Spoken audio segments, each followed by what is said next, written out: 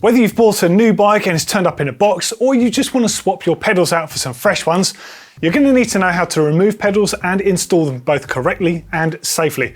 Today we're going to explain how you do that and what is different about left and right pedals. Unlike most things on your bike that typically tighten clockwise and loosen anti-clockwise or counter-clockwise, pedals are a little bit different. So your right hand pedal, so that's your rider's right as you're sat on the bike, that has a right hand thread. The left hand pedal, i.e. when you're sat on the bike, your left foot, that has a left hand thread. Now this means effectively they both tighten towards the front of the bike and they both loosen towards the rear of the bike. Now the reason for this actually goes back in time. So if you think as you're pedaling, they're effectively tightening slightly so they're not going to come loose. But here's the cool bit. They were designed like this, so if the axles freeze or seize up, it's not going to stick in place. It'll actually undo the pedal from the crank. Now the theory behind this dates back to the penny farthing, which was a fixed wheel bike with an enormous, quite daft looking front wheel to be fair. Now you imagine riding one of those and those axles seize up, which probably would have been quite likely in those days. That's just going to throw you not only off the front of the bike, but probably straight to the floor and you're going to ride over yourself somehow. So it is a safety feature that's built into pedals and it's always been that way. So just remember, tighten towards the front of the bike, loosen towards the rear of the bike. Okay, so let's get on with talking about how you actually attach pedals to a bike. So firstly, you need to identify which type of pedal you have. And what I mean by that is the way that it actually attaches and the tool you need. An older pedal, for example, this one here, you need a pedal spanner to attach it. As you can see here, it has a pedal spanner, flat surfaces. Now that's a 15mm spanner, but you might find if you're doing this on your bike, the surfaces are quite thin, in which case you'll need a specific pedal spanner to do this. So yes, it's a 15mm, but note the profile of it, it's very thin to enable you to get in there between the pedal and the crank itself. However, most modern pedals, you can use an Allen key or you have the option of using both. Allen key will normally be an 8mm, but occasionally it will be a 6. Now the downside if you're using a 6mm is 6mm Allen keys tend to be a lot shorter than the 8s, so you don't have the leverage. So if yours is a 6, try and get the longest Allen key you can. It just makes that job a bit easier. And then of course there's identifying which pedal is which. Now on many pedals it will say right or left on them, as you can see on the end of the axles on this one, or as you look at the actual pedal bodies on these other pedals here, which are Crank Brothers ones, actually says an L and an R on them. But if your pedals don't have markings on, the best thing to do is get both of them so you can't be confused. Hold them up next to each other and look at the threads themselves. So on my left here, I can see that the threads aim up to the left-hand side, so that's a left-hand thread, and the right pedal here aims up to the right-hand side, so that's a right-hand thread. So that is my right pedal, that is my left pedal, and they correspond with the right-hand side of the bike and the left-hand side of the bike. Just think, they tighten towards the front, so you just need to be looking at the orientation of those threads. It could be confusing if you look at them individually, but as soon as you look at them side by side, it becomes a bit clearer. Okay, so let's deal with getting the pedals off first, seeing as I have some on my bike. These ones need an Allen key, so we're going to remove them, then I'm going to show you how to install them correctly. Now, something about doing this process, there's no right way. There's a couple of options you've got. I'm going to show you the method I like to use. Now, you could spin your bike upside down, rest it on the saddle and the handlebars on the floor, but with that brings a couple of issues. One of them, it can be confusing which way you need to loosen your pedals. I've seen people struggle with this in car parks many a time and they end up actually tightening their pedals, or worse, they slip and they knuckle themselves on the chainring. For that reason, this is a method I like to use because I can't get it wrong. Now we're going to start with the left-hand pedal, so that's my non-drive side. Now to get access to the Allen key, I'm obviously going to have to rotate it around a bit. Now you need to give yourself as much room as possible, so I'm just going to put the Allen key in and see where I am with this. Okay, so Allen key is in the back of the crank here.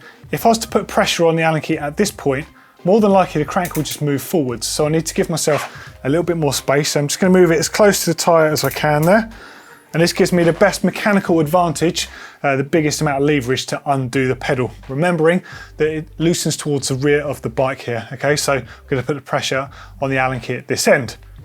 You do need to stop the pedal moving though, and this is the tricky bit. So if you've got a friend, ask them to hold your handlebars or your front wheel at this point, and then you can use your free hand on the pedal and your other hand on the Allen key. I haven't got that luxury today, so I'm going to actually lean the handlebar on my shoulder, and then that way I can hopefully put enough pressure on it. So I've got my left hand on the pedal. Now I'm just going to put a good amount of pressure on the Allen key here, and as you can see, it just loosened. Now bear in mind that this is a long Allen key, so this one has hit the floor.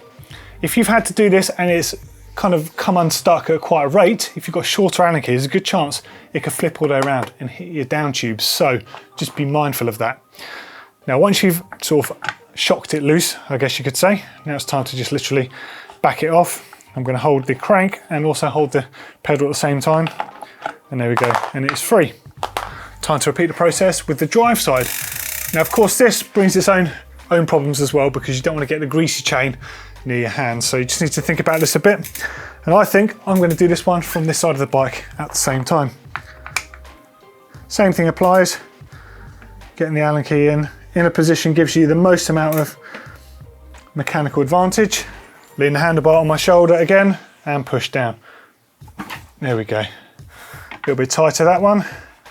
So that's the method that always works for me, but every now and then you're going to get a set of pedals that feel like they're bonded to the crank. Something that's just perhaps been over tightened in there and you can't get enough purchase on there to loosen them, so you need a bit more leverage. This is where your feet come in. So I'm going to show you another method, but there's two things to take into account here. The first one is if you're using a shorter Allen key, almost certainly it's going to rotate around and will hit the down tube of your bike. So take a bit of precaution there. If yours are really tight, it's worth wrapping a rag around your down tube there. And the other one, of course, is make sure the Allen key is firmly in the head, in the back of the crank, because if it's not and you put pressure on it and it slips, you could damage the head and you might never get the thing out. So just take a bit of care before doing this. So the same thing applies. Move the crank around to a suitable position to get the Allen key in place. And then standing up above the bike, I want to rest my left foot on the Allen key and I'm going to use my right hand to basically hold the opposite pedal. And then literally I put pressure on it and it should give. Note how the Allen key hit the floor. That's a good thing because it's a long Allen key. Again, if that was a shorter one, it would rotate all the way around and smack your frame. So just be mindful of that. And that should be the method to undo a stuck or at least a very tight pedal. And now it's time to actually put the pedals back on the bike, or in which case you might just be putting them on for the first time. So there's a few things you need to know here. So firstly, you obviously need the correct pedal for the correct crank. Secondly, in an ideal world, you want to be using some of these. They're pedal washers. Now with any new bike, they'll probably come in a little bag that will be zip tied or secured to one of the cranks, or perhaps on the pedals. Occasionally it might just be in the little box of goodies that you get with a bike. And it can be easy to just sort of not use, but use these, especially if, like this bike, the cranks have an insert on them, because if you don't, the pedal can get stuck and you can end up actually sometimes pulling the insert out of the crank accidentally. So it's a good idea to use these at all times. And the last one is using some kind of grease on the thread. Now bear in mind, it's not you don't need to lubricate these. It's just so you can free them afterwards to remove them. So a tiny amount of regular grease will do the job. But actually, the ultimate thing for this is a tiny amount of anti-seize. Because of the nature of cranks and pedals, you're going to get all sorts of different materials. You might be lucky enough to have some exotic titanium pedals, in which case you definitely want to be using some anti-seize on there.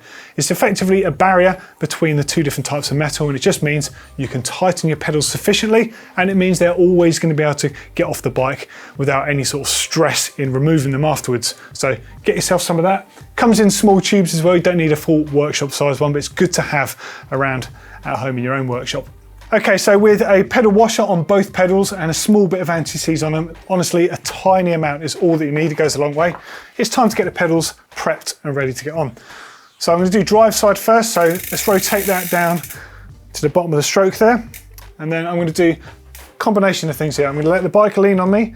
I'm going to put the Allen key through the crank as if it was a pedal axle, and then locate the Allen key on the back there. And then just gently making sure you don't cross thread this. It should be fairly easy to thread these in. Let this thread in until it you can go as far as you can with the short end of the Allen key, and then literally put the long end in. And I'm going to hold my left hand crank with my other hand just so I can put some leverage against it.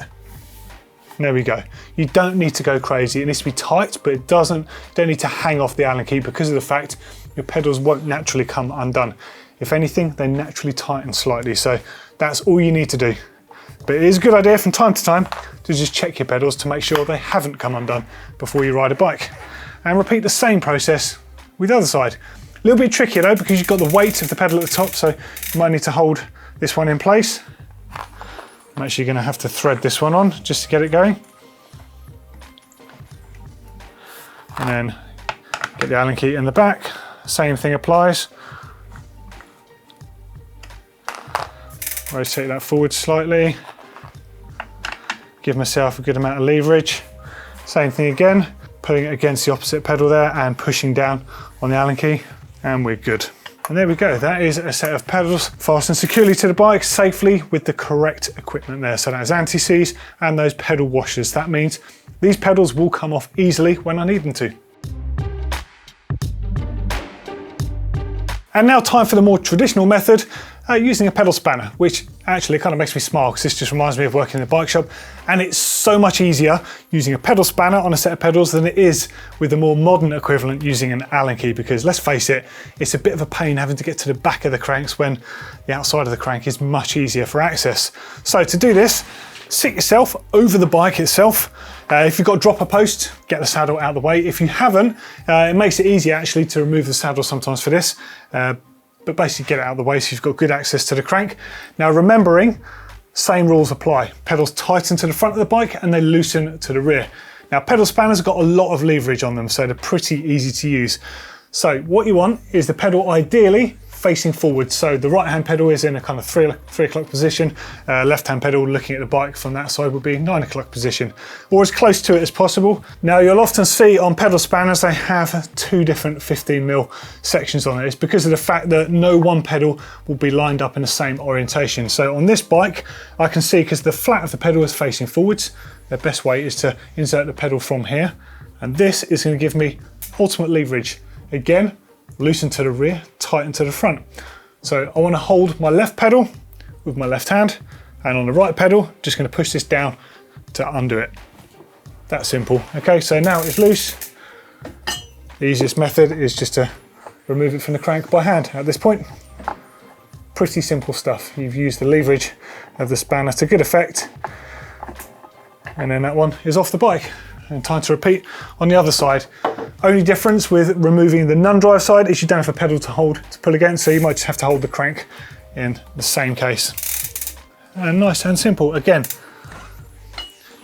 the disadvantage of using a pedal spanner is this bit, you have to remove it by hand. However, when you fit the pedals using a pedal spanner, there's a cool little trick you can do, which is quite pleasing as well.